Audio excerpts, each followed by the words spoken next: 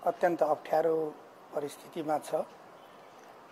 गत भाद्र 23 र 24 गते अत्यन्त दुःखद अत्यन्त पीडादायी घटनाहरू भएका छन्।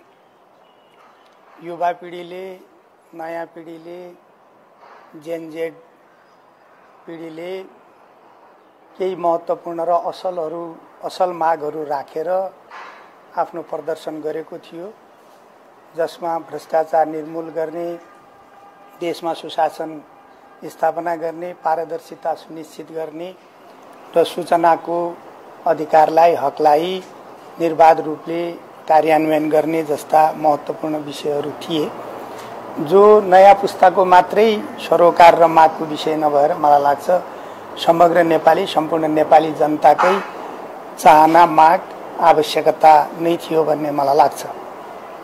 र उहाँहरूले जुन प्रदर्शन गर्नुभयो त्यो प्रदर्शनले महत्त्वपूर्ण मागहरू राखेको थियो, तर दुर्भाग्यवश उहाँहरूले गर्नुभएको प्रदर्शनमा घुसपैठ भयो र अत्यन्त दुःखद र पीडादायी घटनाहरू भएका छन्। म सबैभन्दा पहिला ती घटनाहरूमा, भाद्र 23 र 24 गते भएका घटनाहरूमा ज्यान गुमाउनु हुने सम्पूर्ण व्यक्तिहरूप्रति हार्दिक श्रद्धाञ्जली व्यक्त गर्न चाहन्छु। शोक सन्तप्त परिवारहरूमा म गहिरो समवेदना व्यक्त गर्न चाहन्छु र घटनामा परेर घाइते भएका सबैको शीघ्र स्वास्थ्य लाभको म कामना पनि गर्न चाहन्छु। यी घटनाहरू अत्यन्त दुःखदायी थिए, अत्यन्त पीडादायी थिए। मैले अघि नै आग्रह गरिसकेँ र म के आग्रह गर्न चाहन्छु भने मैले 23 गतेकै दिनमा यी दुःखद घटनाहरू भइसकेपछि मैले त्यसै दिन तत्कालीन गृहमन्त्रीको पदबाट मैले राजीनामा पनि गरिसकेको थिएँ र त्यसपछि 24 गतेका दिनमा पनि अत्यन्त दुःखद र दुःखदायी घटनाहरू भए। म यति आग्रह गर्न चाहन्छु। अर्कोतर्फ अहिले एउटा अब त्यहाँ बल प्रयोग गर्ने विषयमा सम्माननीय तत्कालीन प्रधानमन्त्रीजीले, गृहमन्त्रीले आदेश गरेको हो भन्ने खालले पनि चर्चाहरू, विषयहरू उठेका छन्। म स्पष्ट रूपले के आग्रह गर्न चाहन्छु भने यी विषयहरूमा सम्माननीय प्रधानमन्त्री जोसुकै भए पनि, गृहमन्त्रीले आदेश गर्ने भन्ने यी विषयहरू पनि होइनन् र कुनै त्यस्तो खालको बल प्रयोग गर्ने आदेश गरिएको छैन, भनिएको छैन। प्रधानमन्त्रीजीका तर्फबाट, मेरो तर्फबाट भएको छैन। यो कुरा म स्पष्ट गर्न चाहन्छु। घटनाहरू दुःखद भए, धेरै मानिसको ज्यान गुमेको अवस्था भयो। सरकारी संरचनाहरू, व्यक्तिगत निजी आवासहरूमा ठुलो आगजनी भएको छ। धेरै दुःखद घटनाहरू भए। मैले निवेदन गरिसकेँ। ती घटनाहरूका प्रति मलाई गहिरो पीडा भयो, अत्यन्त ज्यादा म दुखित भएँ। मैले तत्काल मन्त्री पदबाट राजीनामा पनि गरेको कुरा यहाँहरू सबैमा विदितै छ। यसै सन्दर्भमा अहिले मुलुकमा विकसित नयाँ घटनाक्रमलाई लिएर नेपाली काङ्ग्रेसले आफ्ना बैठकहरू निरन्तर गरिराखेको छ र आज पनि हामी पर्सि 26 गतेदेखि केन्द्रीय कार्य समितिको बैठक गरिराखेका छौँ। त्यसको पूर्व तयारीका रूपमा आज पार्टीका पदाधिकारीहरू, निवर्तमान पदाधिकारीहरू र पार्टीको केन्द्रीय कार्य सम्पादन समितिका सदस्यहरूका बीचमा आगामी कार्यनीतिका बारेमा, पार्टीका केन्द्रीय समितिको एजेन्डाहरूका बारेमा एजेन्डा तय गर्ने कुरामा छलफल भइराखेको छ। त्यसो भएको हुनाले म के आग्रह गर्न चाहन्छु भने आज नेपाली काङ्ग्रेसमा पनि समग्र एकताको आवश्यकता छ। नेपाली काङ्ग्रेसमा मात्रै होइन, आज मुलुकमा यो संविधानको रक्षाका निमित्त लोकतान्त्रिक पद्धतिको सुस्थापना र यसको सुसञ्चालनका निमित्तमा सबै जिम्मेवार राजनीतिक दलहरूका बीचमा बृहत्तर एकता, बृहत्तर सहकार्य, बृहत्तर संवादको आवश्यकता छ र मुलुकलाई हामीले सहकार्यबाट, संवादबाट, सहमतिबाट अगाडि बढाउनु पर्नेछ। युवा पुस्ताले, जेनजी पुस्ताले जुन मागहरू उठाउनु भएको छ ती मागहरूलाई पनि समेटेर, ती भावनाहरूलाई पनि समेटेर सबै राजनीतिक दलहरू आपसमा संवादका माध्यमले लोकतान्त्रिक पद्धतिलाई, लोकतन्त्रका मूल्य र मान्यताहरूलाई जीवित राखेर अगाडि बढाउनु पर्ने जरुरी छ।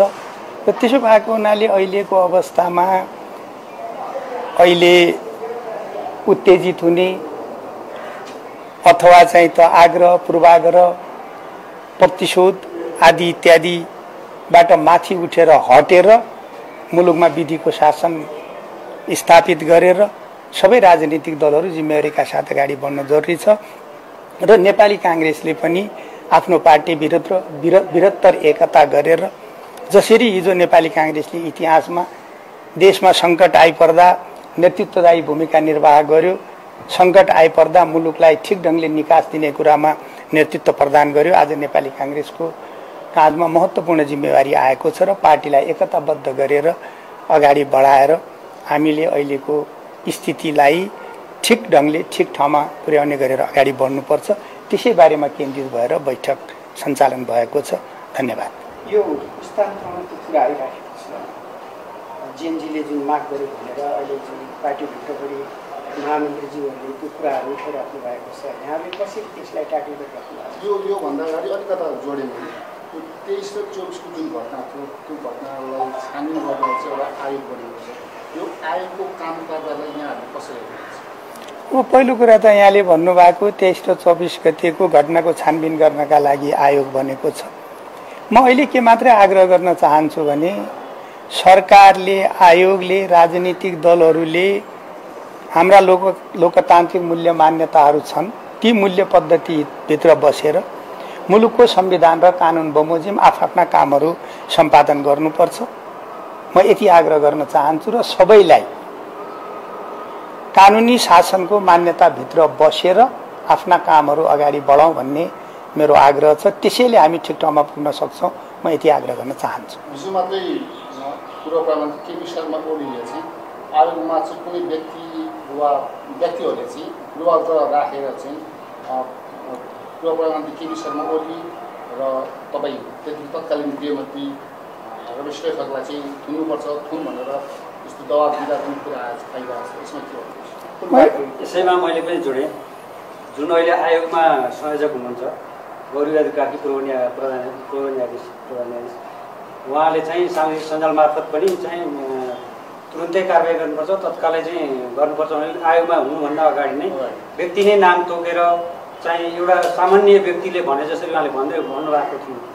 अनि त्यो पछि आयोग गठन भयो। आयोग गठन भएपछि उहाँका बारेमा विभिन्न प्रश्न टिक्का टिप्पणी पनि उठाएको छ। उहाँको धारणा अगाडि नै सार्वजनिक भइसकेको छ, विवादास्पद धारणा उहाँले राखिराख्नु भएको छ, उहाँ योग्य छैन भन्नुभयो भनेर धेरै कोणबाट पनि उठाएको छ। यसमा तपाईँको धारणा के छ? म के आग्रह गर्न चाहन्छु भने यहाँहरूले भन्नुभएका यी तमाम विषयहरू उठेका छन्, प्रश्नहरू उठेका छन्। अहिलेको समय भनेको मैले भनिहालेँ, अहिलेको समय उत्तेजित हुने, अहिलेको समय आग्रह पूर्वाग्रह राखेर अथवा राजनीतिक प्रतिशोध राखेर काम गर्ने समय होइन। अहिले मुलुकलाई लोकतान्त्रिक मूल्य र मान्यतामा अगाडि बढाएर मुलुकलाई ठिक ठाउँमा पुर्याउनका निमित्त हामीले आग्रह पूर्वाग्रह उत्तेजनाबाट हटेर माथि उठेर, प्रतिशोधबाट हटेर माथि उठेर आपसमा सबै एकअर्काका भावनाहरूलाई समेटेर बुझेर ठिक ढंगले अगाडि जानुपर्छ। यो कुरा सरकार होस् कि आयोगमा बसेका साथीहरू हुन् अथवा चाहिँ त पार्टीका नेताहरू, पार्टीका सबै मानिसहरूले अहिले मुलुक गम्भीर अवस्थामा छ। त्यसकारण यो अवस्थालाई ठिक ढंगले बुझेर हामीले अत्यन्त संयमित रूपले अगाडि जानुपर्छ र देश कानुन बमोजिम चल्नुपर्छ, संविधान बमोजिम चल्नुपर्छ, लोकतान्त्रिक मूल्य र मान्यता बमोजिम चल्नुपर्छ। यो कुरा हामी सबैले बुझेर जानुपर्छ। मैले अहिले यति मात्र आग्रह गर्छु। यो मैले मात्रै भनेको होइन, यहाँहरूले नै सबै सञ्चार माध्यमहरूबाट प्रकाशित प्रसारण गरिसक्नु भएको स्वयं जेएनजीको नेतृत्व गरिराखेका भाइ बहिनीहरूले त्यही त्यो प्रदर्शनको क्रममा नै हाम्रो आन्दोलनमा घुसपैठ भयो। अब यो आन्दोलन गलत दिशातिर जान सक्छ, हिंसात्मकतिर जान सक्छ। त्यसो भएको हुनाले साथीहरू फर्किनुस् भनेर आह्वान गरेको कुराहरू मैले जानकारी प्राप्त गरेको छु, यहाँहरूलाई पनि जानकारी छ। त्यसो भएको हुनाले आयोजक त्यो संयन्त्र त थियो, गुप्तचर संस्था छ, थुप्रै त्यस्ता संयन्त्रहरू छ। यो घुसपैठ त्यही दिनको लागि मात्रै तयार भएको त पुरै अलिक पछाडिबाट नै योजनाबद्ध रूपमा भएको होला। यहाँहरूमा त्यो किसिमको एउटा सरकारमा बसिसकेपछि त्यो गुप्तचर संस्थाले यहाँहरूलाई त्यसरी अवगत गराउँदो रहेछ कि नै, या त्यो बारे तपाईँहरू अनदेखा भएर बस्नु भएको के छ? अब यसका बारेमा मलाई प्राप्त जानकारीहरू सूचनाहरू मैले सम्बन्धित ठाउँमा पनि भन्ने नै छु र यहाँहरूलाई पनि मैले सविस्तारपछि भन्ने नै छु मलाई प्राप्त जानकारीहरू। अहिलेलाई म के मात्रै आग्रह गर्न चाहन्छु भने घुसपैठ भएको विषय यो मैले नै भनिराखेका विषय होइन, स्वयं प्रदर्शनका आयोजकहरूले नै भनिराखेको विषय थियो र त्यो पछि यथार्थमा सत्य देखियो, जसका कारणले यत्रो ठुलो पीडादायी घटनाहरू भयो। मैले यो अघि नै आग्रह गरिसकेका छु र अर्को विषय मैले निवेदन गरिसकेँ। यो प्रधानमन्त्रीजीले आदेश गरेको या गृहमन्त्रीले आदेश गरेको भन्ने खालका जुन चर्चाहरू उठेका छन्, यो प्रधानमन्त्रीले गृहमन्त्रीजीले कुनै पनि रूपले आदेश गर्ने विषय पनि होइन र त्यस्ता खालको कुनै आदेशहरू गरिएको छैन। अरू कुरा म पछि पनि निवेदन गर्नुलाई धन्यवाद। एउटा प्रश्न 23 र 24 चाहिँ तपाईँको विभिन्न राजनीतिक दलले धार्मिक सङ्गठनहरूले चाहिँ उल्लेखित भूमिका खेले भएको त्यस्तो अवधि घटना भएको छैन भन्ने खालको के छ यहाँको प्रतिक्रिया? धेरै कुराहरू